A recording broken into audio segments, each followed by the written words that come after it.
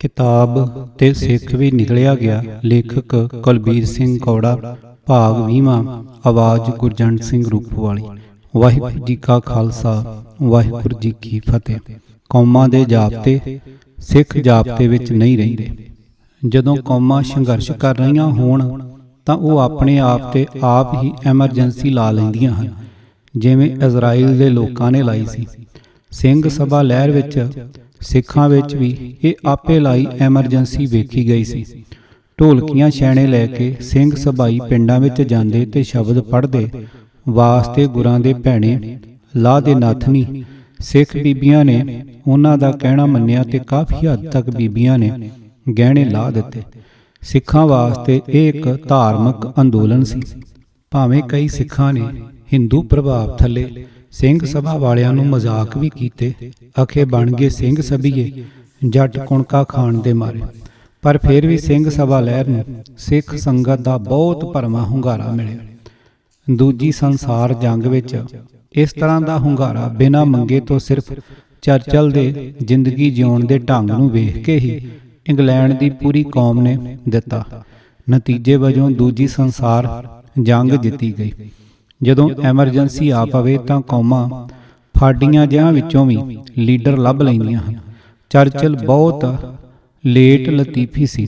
ਸਵੇਰੇ ਦੇਰ ਨਾਲ ਉੱਠਦਾ, ਸ਼ਰਾਬ ਤੇ ਔਰਤਾਂ ਦਾ ਰਸੀਆ ਸੀ। ਉਹ ਜ਼ਿੰਦਗੀ ਵਿੱਚ ਇੱਕ ਵਾਰ ਹੀ ਸਵੇਰੇ ਚੜ੍ਹਦਾ ਸੂਰਜ ਵੇਖਣ ਉੱਠਿਆ। ਬਹੁਤ ਲੋਕਾਂ ਨੇ ਕਿਹਾ ਸੀ ਕਿ ਜ਼ਿੰਦਗੀ ਦਾ ਲੁਤਫ ਲੈਣਾ ਹੋਵੇ ਤਾਂ ਚੜ੍ਹਦਾ ਸੂਰਜ ਜ਼ਰੂਰ ਵੇਖਣਾ ਚਾਹੀਦਾ ਹੈ। ਪਰ ਸੂਰਜ ਵੇਖ ਕੇ ਉਸਨੇ ਕਿਹਾ, ਬਿਲਕੁਲ ਬਕਵਾਸ।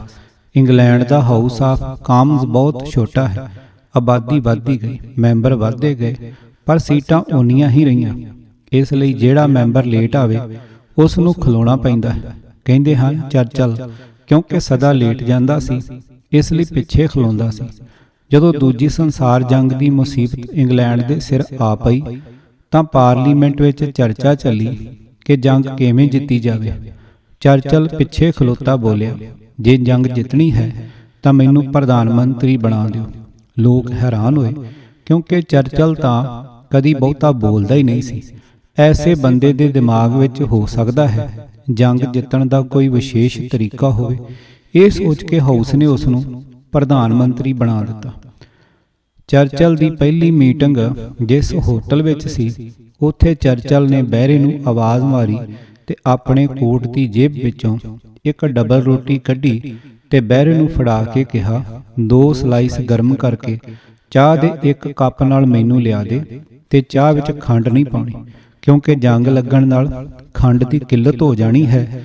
ਤੇ ਬਾਕੀ ਡਬਲ ਰੋਟੀ ਲਿਆ ਕੇ ਮੈਨੂੰ ਦੇ ਦੇ, ਮੈਂ ਜੇਬ ਵਿੱਚ ਪਾ ਕੇ ਅਗਲੀ ਮੀਟਿੰਗ ਤੇ ਜਾਣਾ ਹੈ। ਪਾਰਲੀਮੈਂਟ ਦੇ ਮੈਂਬਰਾਂ ਤੇ ਉਸ ਦੀ ਵਜ਼ਾਰਤ ਤੇ ਇਸ ਦਾ ਅਸਰ ਇੰਨਾ ਜ਼ਿਆਦਾ ਪਿਆ, ਉਹਨਾਂ ਜੰਗ ਜਿੱਤੇ ਜਾਣ ਤੱਕ ਖੰਡ ਨੂੰ ਹੱਥ ਨਾ ਲਾਇਆ ਤੇ ਨਾ ਹੀ ਕਿਸੇ ਨੇ ਕਦੀ ਪਾਰਟੀ ਦਿੱਤੀ ਤੇ ਨਾ ਹੀ ਹੋਟਲਾਂ ਵਿੱਚ ਖਾਣਾ ਖਾਧਾ। ਉੱਪਰਲਿਆਂ ਨੂੰ ਵੇਖ ਕੇ ਲੋਕਾਂ ਨੇ ਵੀ ਇਸੇ ਤਰ੍ਹਾਂ ਹੀ ਕੀਤਾ। ਜਿੰਨੇ ਚਿਰ ਤੱਕ ਜੰਗ ਚੱਲੀ, ਲੋਕਾਂ ਨੇ ਪੈਚ ਰੱਖ ਕੇ ਟਾਇਰ ਚਲਾਏ, ਕਿਉਂਕਿ ਟਾਇਰਾਂ ਦੀ ਸਪਲਾਈ ਫੌਜ ਲਈ ਜ਼ਰੂਰੀ ਸੀ। ਇੱਥੋਂ ਤੱਕ ਕਿ ਚਰਚਲ ਦੀ ਕਾਰ ਵਿੱਚ ਵੀ ਪੈਚ ਰੱਖਿਆ ਹੋਇਆ ਸੀ ਤੇ ਇਹ ਸਲਾਹ ਵੀ ਉਸਨੇ ਸਭ ਤੋਂ ਪਹਿਲਾਂ ਆਪ ਹੀ ਦਿੱਤੀ ਸੀ। ਚਰਚਲ ਨੇ ਆਪਣੀ ਕੌਮ ਨੂੰ ਦੂਜਾ ਸੁਨੇਹਾ ਦਿੱਤਾ ਕਿ ਅਫਵਾਹਾਂ ਤੋਂ ਬਚੋ, ਬਲਕਿ ਸੁਣੋ ਹੀ ਨਾ। ਉਸ ਦੀ ਇਸ ਗੱਲ ਦਾ ਇੰਨਾ ਅਸਰ ਹੋਇਆ ਕਿ ਲੋਕਾਂ ਨੇ ਆਪਣੇ ਰੇਡੀਓ ਦੀਆਂ ਸੂਈਆਂ ਇੰਗਲੈਂਡ ਦੇ ਸਟੇਸ਼ਨਾਂ ਤੇ ਹੀ ਸੈੱਟ ਕਰਵਾ ਦਿੱਤੀਆਂ, ਕਿਉਂਕਿ ਹਿਟਲਰ ਦਾ ਝੂਠ ਵੀ ਲੋਕਾਂ ਦੇ ਹੌਸਲੇ ਤੋੜ ਸਕਦਾ ਸੀ। ਇਸ ਲਈ ਇਹ ਦੂਸਰਾ ਤਰੀਕਾ ਵੀ ਬੜਾ ਕਾਰਗਰ ਸਿੱਧ ਹੋਇਆ। ਪਰ ਸਿੱਖਾਂ ਨੇ ਆਪਣੇ ਆਪ ਤੇ ਇਸ ਸੰਘਰਸ਼ ਵਿੱਚ ਕੋਈ ਪਾਬੰਦੀ ਨਾ ਲਾਈ। ਖਾੜਕੂਆਂ ਦਾ ਇਹ ਕਹਿਣਾ ਕਿ ਦਾਜ ਨਾ ਲਓ, ਬਰਾਤ ਦੇ 11 ਬੰਦੇ ਤੇ ਵਿਆਹ ਸਾਦਾ ਕਰੋ, ਵਿਆਹਾਂ ਤੇ ਢੋਲ ਢਮੱਕੇ ਭੰਗੜੇ ਨਾ ਪਾਓ ਤੇ ਸ਼ਰਾਬਾਂ ਨਾ ਪਿਆਓ, ਕਿਸੇ ਕਿਸਮ ਦਾ ਵੀ ਵਿਖਾਵਾ ਨਾ ਕਰੋ, ਕਿਉਂਕਿ ਤੁਹਾਡਾ ਕੀਤਾ ਹੋਇਆ ਵਿਖਾਵਾ ਦੂਜਿਆਂ ਨੂੰ ਵੀ ਉਸੇ ਤਰ੍ਹਾਂ ਹੀ ਕਰਨ ਤੇ ਮਜਬੂਰ ਕਰਦਾ ਹੈ। ਲੋਕ ਇਹਨਾਂ ਗੱਲਾਂ ਤੇ ਅਮਲ ਕਰਨ ਦੀ ਥਾਂ ਸਗੋਂ ਵਿਰੋਧ ਤੇ ਉਤਾਰੂ ਹੋ ਗਏ। ਗਾਉਣ ਵਾਲੇ ਤੇ ਗਾਉਣ ਵਾਲੀਆਂ ਨੂੰ ਖੜਕੂਆਂ ਨੇ ਸਟੇਜਾਂ ਤੇ ਭੁੜਕ ਕੇ ਲੱਚਰ ਗੀਤ ਨਾ ਗਾਉਣ ਲਈ ਕਿਹਾ। ਪਰ ਸਰਕਾਰ ਦੀ ਸ਼ਹਿ ਤੇ ਮਲਕੀਤ ਵਰਗੇ ਤੂਤਕ ਤੂਤੀਆਂ ਆਜਾ ਤੂਤਾਂ ਵਾਲੇ ਖੂਹ ਤੇ ਉੱਥੇ ਗੱਲਾਂ ਕਰੀਏ ਮੂੰਹ ਤੇ ਗਾਉਣੋਂ ਬਾਜ ਨਾ ਆਏ। ਫਿਰ ਖਾੜਕੂਆਂ ਨੇ ਉਸ ਖੂਹ ਦਾ ਪਤਾ ਪੁੱਛਿਆ ਤਾਂ ਬਿਨਾਂ ਲੀੜੇ ਪਾਇਓ ਹੀ ਹਵਾਈ ਅੱਡੇ ਵੱਲ ਭੱਜਾ। ਇਸੇ ਤਰ੍ਹਾਂ ਹੀ ਧਰਮਿੰਦਰ ਦੇ ਚਾਚਾ ਕਿ ਮਾਸੀ ਦਾ ਪੁੱਤ ਵਰਿੰਦਰ ਮਾਲਵੇ ਦੇ ਕਿਸੇ ਪਿੰਡ ਵਿੱਚ ਮਾਰਿਆ ਗਿਆ। ਉਸ ਦਿਨ ਮੇਰੀ ਚੰਡੀਗੜ੍ਹ ਲੈਂਡ ਐਕੁਜੀਸ਼ਨ ਦੇ ਦਫ਼ਤਰ ਵਿੱਚ ਤਾਰੀਖ ਸੀ। ਨਾਇਬ ਤਹਿਸੀਲਦਾਰ ਜਿਸ ਨੇ ਸਰਕਾਰ ਵੱਲੋਂ ਕੇਸ ਪੇਸ਼ ਕਰਨਾ ਸੀ ਨਾ ਆਇਆ। ਉਡੀਕਦਿਆਂ 11 ਵੱਜ ਗਏ ਤਾਂ ਕਿਤੇ ਉਹ ਆਇਆ। ਉਹ ਨਾਇਬ ਤਹਿਸੀਲਦਾਰ ਉਸੇ ਹੀ ਪਿੰਡ ਦਾ ਸੀ ਜਿੱਥੇ ਇਹ ਭਾਣਾ ਵਾਪਰਿਆ ਸੀ। ਉੱਥੇ ਇੱਕ ਬਹੁਤ ਵੱਡਾ ਇਤਿਹਾਸਕ ਗੁਰਦੁਆਰਾ ਹੈ। ਲਾਗੇ ਲਾਗੇ ਦੇ 30-40 ਪਿੰਡਾਂ ਦੀ ਸੰਗਤ ਗੁਰਪੁਰਬ ਤੇ ਆਪਣੇ ਆਪਣੇ ਪਿੰਡ ਦੀ ਸੰਗਤ ਨਾਲ ਸੱਜ ਧੱਜ ਕੇ ਉਸ ਵੱਡੇ ਗੁਰਦੁਆਰੇ ਆਉਂਦੀ ਤੇ ਫਿਰ ਉੱਥੋਂ ਬਹੁਤ ਵੱਡਾ ਨਗਰ ਕੀਰਤਨ ਨਿਕਲਦਾ ਜੋ ਇੱਕ ਮਿਸਾਲ ਹੁੰਦਾ ਹੈ। ਵਰਿੰਦਰ ਜੋ ਫਿਲਮ ਐਕਟਰ ਤੇ ਪ੍ਰੋਡਿਊਸਰ ਵੀ ਸੀ, ਆਪਣਾ ਸੈੱਟ ਲੈ ਕੇ ਉਸ ਪਿੰਡ ਸ਼ੂਟਿੰਗ ਕਰਨ ਆ ਗਿਆ। ਪ੍ਰਬੰਧਕਾਂ ਨੇ ਉਸ ਨੂੰ ਬੇਨਤੀ ਕੀਤੀ ਕਿ ਸ਼ੂਟਿੰਗ ਇੱਕ ਦਿਨ ਅੱਗੇ ਪਾ ਲਈ ਜਾਵੇ ਕਿਉਂਕਿ ਉਧਰ ਸ਼ੂਟਿੰਗ ਤੇ ਉਧਰ ਨਗਰ ਕੀਰਤਨ। ਕਿਤੇ ਐਸਾ ਨਾ ਹੋਵੇ ਕਿ ਨਗਰ ਕੀਰਤਨ ਦੀ ਹਾਜ਼ਰੀ ਫਿੱਕੀ ਰਹੇ। ਪਰ ਉਸਨੇ ਕੋਈ ਪਰਵਾਹ ਨਾ ਕੀਤੀ ਕਿਉਂਕਿ ਸਿਕਿਉਰਿਟੀ ਵਾਲਾ ਪੰਜਾਬ ਪੁਲਿਸ ਦਾ ਡਿਪਟੀ ਉਸ ਨੂੰ ਫਿਕਰ ਨਾ ਕਰਨ ਲਈ ਕਹਿ ਰਿਹਾ ਸੀ। ਨਤੀਜਾ ਇਹ ਹੋਇਆ ਕਿ ਨਗਰ ਕੀਰਤਨ ਵਾਲੇ ਦਿਨ ਗੁਰਦੁਆਰੇ ਦਾ ਭਾਈ 4 ਕੋ ਪ੍ਰਬੰਧਕ, 8 ਕੋ ਬੁੱਢੇ ਬੁੱਢੀਆਂ ਤੇ ਕੋਈ 10 ਕੋ ਬੰਦੇ ਸੰਗਤ ਦੇ ਉੱਥੇ ਹਾਜ਼ਰ ਸਨ। ਬਾਕੀ ਸਾਰੀ ਸੰਗਤ ਜਿਨ੍ਹਾਂ ਨੇ ਗੁਰਦੁਆਰੇ ਆ ਕੇ ਨਗਰ ਕੀਰਤਨ ਵਿੱਚ ਸ਼ਾਮਲ ਹੋਣਾ ਸੀ ਉਹ ਸਾਰੇ ਸ਼ੂਟਿੰਗ ਵੇਖਣ ਗਏ ਹੋਏ ਸਨ। ਜਿਹੜੇ ਟਰੈਕਟਰ ਟਰਾਲੀਆਂ ਗੁਰਦੁਆਰੇ ਵੱਲ ਆਉਣੀਆਂ ਸਨ ਉਹ ਸ਼ੂਟਿੰਗ ਵਾਲੇ ਪਾਸੇ ਚਲੀਆਂ ਗਈਆਂ। ਕਹਿੰਦੇ ਹਨ ਪਿੰਡ ਦੇ ਸਰਪੰਚ ਨੇ ਪੰਚਾਇਤ ਸਮੇਤ ਫਿਰ ਜਾ ਕੇ ਵਰਿੰਦਰ ਤੇ ਡੀਐਸਪੀ ਨੂੰ ਸ਼ੂਟਿੰਗ ਰੋਕਣ ਲਈ ਕਿਹਾ। ਸਗੋਂ ਉਹਨਾਂ ਨੇ ਵਰਿੰਦਰ ਤੇ ਉਹਦੇ ਯੂਨਿਟ ਨੂੰ ਵੀ ਨਗਰ ਕੀਰਤਨ ਵਿੱਚ ਸ਼ਾਮਲ ਹੋਣ ਦੀ ਬੇਨਤੀ ਕੀਤੀ।